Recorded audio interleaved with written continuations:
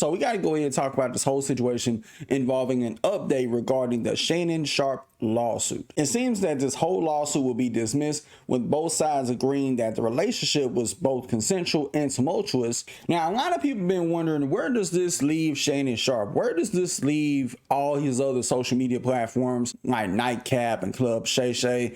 People have pointed out in the past that at some point or another he did lose the Boost Mobile sponsorship along with the volume. Now he is still able to conduct interviews with well-known names like Flower J. Johnson, David Banner, and CK Kirkland, and the list goes on and on. In terms of his brand, I really can't tell if it's had any impact, because if you were to go look at his YouTube channels for Nightcap and Club Shay, it don't really look like this whole lawsuit had any effect, other than people looking at him like you are one freaky kinky uncle. And the other parts of this, will Shannon Sharpe be allowed to come back in ESPN? Because I know at the time when he announced his departure, saying that he'll be back sometime right before the NFL preseason, which is about to come up, I want to say less than a month.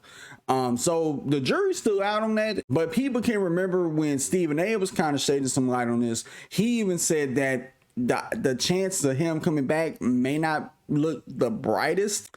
I can see a situation play out in which either ESPN doesn't bring him back, and I can also see a situation play out where they do bring him back. On one side of it, because this whole thing was a bunch of allegations, and ESPN can look at it like, we gonna bring him back, and we don't care who's mad about it. The rating is still gonna be the same. Y'all not gonna stop watching the show because of us bringing him back. And on the flip side, I can understand why they wouldn't, because of all the advertisers and sponsors and backers that support ESPN. And on top of everything, that the cherry on top of this whole shebang is, of course, Disney, a family-friendly company, or family-friendly I use very lightly. And while on one hand one could look at it and think, well, he wouldn't really be losing all that much, would he? I mean, he still would have Nightcap, he would still have Club Shay, but he wouldn't be reeling in the amount of money he has working at ESPN because of all this. Now, of course, I think with the money he was getting paid from ESPN, I don't know what the exact number was for it, but if it was upwards in the ballpark of, like, let's say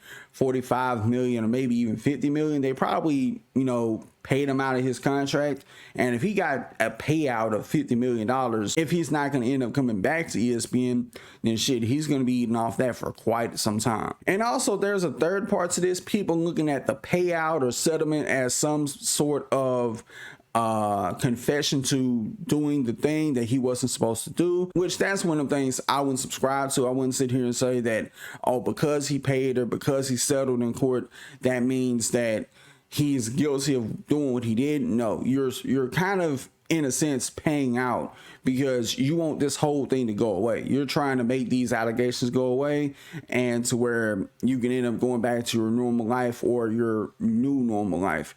Now, the wild part about this, 9 times out of 10, when these allegations, before these allegations even come to light, there's typically a conversation being had between both parties, whether that be the accuser and the accused, or a lawyer representing the accuser that's saying, hey, my client is planning on suing you if you don't give her this amount of money to make these allegations go away that she's trying to levy against you in the public eye.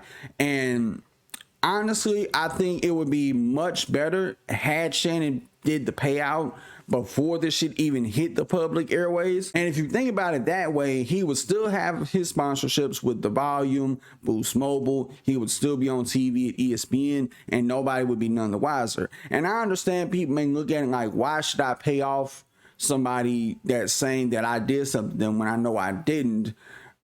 It's simply because if they're trying to reach out to you in a private manner, saying that, then it's better to just go ahead and pay them, and that way your reputation don't end up being damaged. You don't lose certain sponsorships you got. You don't lose your current job at ESPN. All them things you have to factor in. It's just one of them dark clouds you don't want to hang over you, especially after you feel like you done bust your ass to get to this point. You're working at ESPN. So if you know you got this, that, and the third going on for you and everything else under the sun, then you're trying to make any and all accusations disappear before they hit the public eye. But all in all, time will tell what happens to Shannon Sharpe. But y'all let me know what you think about this in the comments below. Till next time, I'll see y'all in the next video. Peace.